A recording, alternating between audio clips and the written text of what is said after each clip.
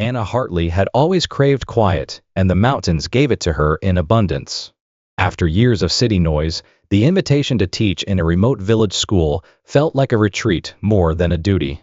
The village lay hidden in the folds of northern Vietnam's misty peaks, cradled between ridges and wrapped in dense green. Her new home was a creaking guest house near the edge of a forest the locals called Rung Dai, or the Long Forest. It was old, wooden, with a sloped roof and shutters that trembled in the wind, but it held a sort of rustic charm she found calming. The villagers were kind, though noticeably reserved when she mentioned the house or the woods nearby. "Don't stay up too late," one woman murmured, pressing a warm loaf of rice cake into Anna's hand. She smiled politely, not reading too much into it. That first evening, the world felt hushed, as though holding its breath. The mist rolled in just after sunset, thick as milk, crawling along the ground and licking at the steps of the porch. Anna lit a single lamp and read from an old novel, the silence broken only by the ticking of her travel clock. The village had gone completely dark, save for the dim glow from her window. As the hour grew late, fatigue settled into her bones. She washed, slipped under the thick cotton blanket, and began to drift until a knock stirred her. 3 soft knocks. At the front door. She sat up in bed, pulse quickening. Who could it be at this hour? She slipped on her robe and walked barefoot across the wooden floor, each step creaking in protest. When she opened the door, there was nothing. Just the forest mist, whispering against the porch railings, and the faint rustle of trees swaying far away. No footsteps, no voice, just cold. She closed the door and checked the lock, forcing a nervous laugh. It had to be a branch, or maybe an animal. That's what she told herself. Still, her sleep was restless, her dreams filled with muffled sounds and the sensation of someone standing just out of view. The next morning, just past dawn, Anna stepped outside with a cup of bitter tea. The mist was thinner now, the trees beyond beginning to take form in the light. She turned the corner of the house and froze. In the patch of soft dirt beneath her bedroom window, she saw them, small footprints, barefoot, 5 toes, deep enough to be fresh. They trailed from just under the window and led straight toward the forest. She stared for a long time, the steam from her tea curling in the air. The forest was still, but in her chest unease began to grow quiet and cold as the dawn air. The next day, Anna couldn't focus in class. Her students recited poems in monotone voices, but her eyes kept drifting toward the misted windows, beyond which the forest loomed like an ancient beast in hibernation. During recess, driven by a gnawing curiosity, she gently approached the students. "Do any of you live near the forest?" she asked. Most avoided her gaze, kicking stones or laughing nervously. One boy, however, Thien, pale and unusually quiet, stared straight at her and said softly, "The forest calls back what it lost." His voice, though barely above a whisper, struck something deep and cold in her. Before she could ask what he meant, he turned and sprinted back toward the others, leaving her standing there with the wind crawling up her spine. Troubled and unsatisfied, Anna made her way that afternoon to the home of Mr. Bin, the village elder. His cottage was tucked beneath a slope and nearly hidden by creeping vines and a slanted thatch roof. He greeted her with caution, as if expecting her. The smell of herbs, old incense, and something sour hung in the air. She sat on a bamboo mat, hands folded nervously, as she told him about the footprints under her window. At the mention of them, Mr. Bin's expression changed. His cloudy eyes turned distant. "You heard it, didn't you?" he asked without needing explanation. "The knock." Anna nodded slowly. He leaned forward, tapping his cane once on the floor as if steadying his words. "Don't open your door again after midnight. Don't speak. Especially if it says your name." His voice lowered to a tremble, not out of fear, but memory. He told her the story of a boy named Liam, no older than 10, who vanished on a snowy night many years ago. His family lived just across the field from where Anna now stayed. It was said the child had wandered into the woods after waking from a dream. He never came back. 3 days we searched, Mr. Bin recalled, and on the 3rd we found him under the old pine. Curled up like a baby, no shoes, His skin was ice. The strangest part, he said, was the church clock. It stopped ticking that very night at 3:00 exactly. The clocksmith found nothing broken, no reason. It just froze. Since that night, people in the village began to speak in hushed tones of a knocking that came on cold nights, of a voice sometimes soft, sometimes sobbing, asking to be let in. Most ignored it. A few moved away. "He knocks," Mr. Bin whispered, looking for warmth, for a door left open. Anna left the elder's home under a sky already bruised with evening clouds. That night, she locked the door and shut every window tight. She lit a candle by her bedside and lay there, eyes fixed on the ceiling, listening. And when the hour struck 2:59 a.m., she held her breath, heart pounding, waiting to see if the knock would return. That night, Anna moved around the guest house with deliberate care, bolting each window, checking the door latch twice, and even propping a chair against the knob just in case. Her breath fogged in the chilly air as she lit a single beeswax candle, its small golden flame flickering uncertainly in the drafty room. Though her mind told her it was just superstition, an old village tale to keep children from wandering, her hands trembled as she laid the crucifix her father had given her on the nightstand. She wrapped herself in a thick blanket and sat on the edge of the bed, eyes fixed on the clock. 2:56. 2:57. 2:58. 2:59. Then 3 knocks, soft, precise, right on time.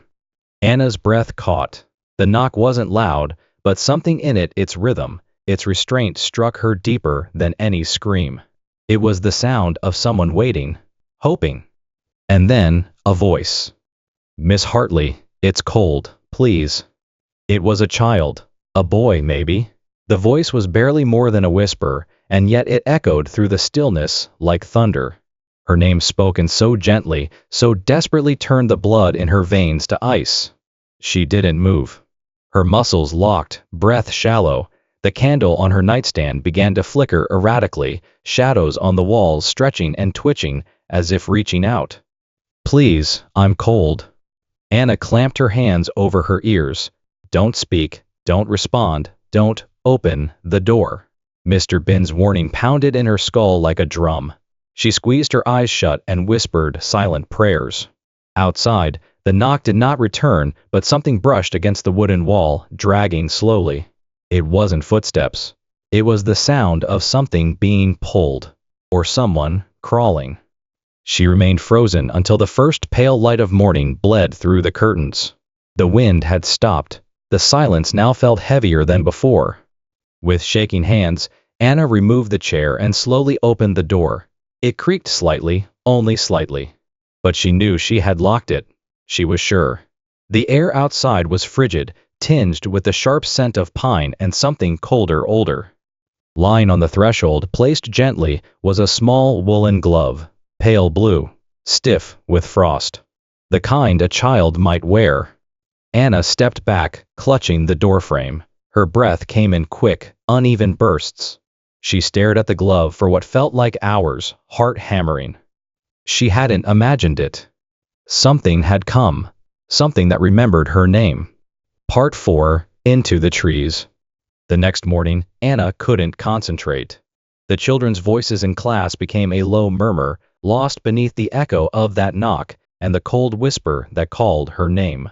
Her hands trembled as she held a piece of chalk, the board blurring before her eyes. By the time the last bell rang, she had made up her mind. She needed to see where the footprints went. She needed to know what waited in the trees. With the light thinning and the sky the color of old steel, Anna packed her father's compass, a flashlight, and a thermos of tea. She followed the same trail the footprints had carved 2 mornings before, past the frost-bitten grass, across the dew-darkened earth, and into the mouth of Rung Dai. The forest swallowed her in seconds. The air changed, colder, thicker. Trees grew close together like sentries, limbs twisted as if reaching for her. Even the birds had gone silent. She pressed on, boots crunching through leaves rimmed in frost. The compass needle twitched erratically. A thin fog drifted between the trunks, curling around her legs. The deeper she walked, the quieter the world became, until even her breath sounded too loud. And then, in a clearing ringed by ancient oaks, she found it. A single pine tree, enormous and half dead, stood crooked like a mourner at a grave. Moss blanketed its roots, and beneath that, barely visible, was a small wooden cross. The wood was splintered and dark, half swallowed by the earth. Around it, the soil was disturbed. The footprints ended here. Anna crouched beside the tree, brushing moss from the cross. Her fingers ached with cold. The silence thickened. And then, "You found me." A whisper, a child's voice, just behind her. She turned sharply. No one. Her lantern flickered. The compass in her hand spun violently, needle whirling in frantic circles. Then came the wind, not blowing, but rising, as if the forest exhaled for the first time in years. The trees creaked, leaves rattled, the fog thickened and surged. "You found me," the voice repeated, closer now, sadder. Her light died. Darkness collapsed around her like a trap. In that blackness, Anna felt the space around her shift, like the forest itself had turned inside out, rearranging paths, swallowing direction. The trees had changed. She was sure of it. Every shadow leaned toward her. Every step away from the pine only led her back to it. Her breath quickened. Her body stiffened. "Why didn't you open the door?" The voice again, small and trembling. Anna didn't answer. She just closed her eyes, clutching the compass to her chest, whispering a single name she hadn't dared say aloud. "Liam." A pause. Then the wind stopped. Silence. And Anna collapsed into the moss, the night folding over her like a shroud. Anna woke at the edge of the forest, dew clinging to her hair, her coat damp and cold. The woolen glove still lay in her hand, frozen stiff, but real. The early light slanted through the trees like a blessing, but something in the air had shifted. The forest no longer felt heavy with presence. It felt empty, or perhaps released. She walked back to the village slowly, the glove tucked against her chest. The villagers watched from behind their doors and curtains, their eyes wide with something that wasn't quite fear, more like recognition. When she reached Mr. Bin's house, he opened the door before she could knock. He had been waiting. "He won't rest," he said, voice soft as ash, "until someone chooses to stay, to remember him, to answer." Anna didn't speak. She simply nodded. That evening, she cleaned the guest house, lit every lantern, and placed the glove on the windowsill beside a small cup of hot tea. Then she sat in silence, facing the door, the candlelight flickering over the old wooden floorboards. 2:58. 2:59. The knock came, just one this time. She stood, heart calm, and opened the door slowly. Mist curled at the threshold, but there was no figure, no voice, only the faintest whisper carried on the wind. "It's warm now, thank you." The door shut on its own, gentle as a sigh. From that night on, the knocking never returned. The forest seemed to breathe easier, its mist less dense, its trees no longer leaning as if listening. The villagers noticed. Children laughed louder. Bells rang on time. Anna stayed. She taught literature, planted herbs, grew older. And every year, on the coldest night of winter, she lit a single candle and placed it in the window. Not out of fear, but memory. A promise kept. Because some ghosts don't want vengeance. They just want to be heard.